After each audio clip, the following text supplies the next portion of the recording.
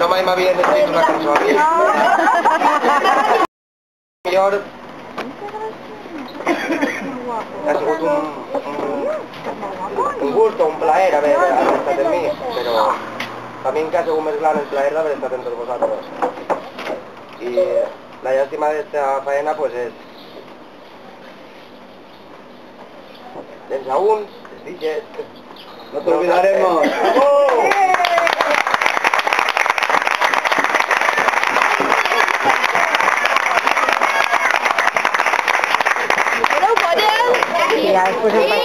Lo important és que a pesar de deixar-nos en un lloc físic sempre es porten i mentre no falla la salut pues ahí estaran para toda la vida.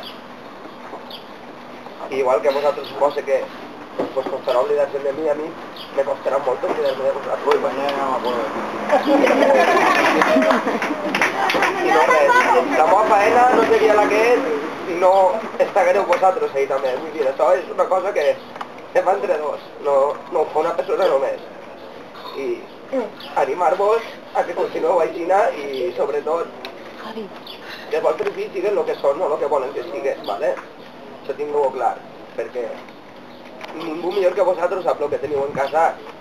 Ningú de fora té que vindre a dir-vos el que teniu en casa, d'acord? Si no quedem que bé que no estaré jo, per favor. No deixeu que vostè ha fet, ¿vale? L'únic que vos dic.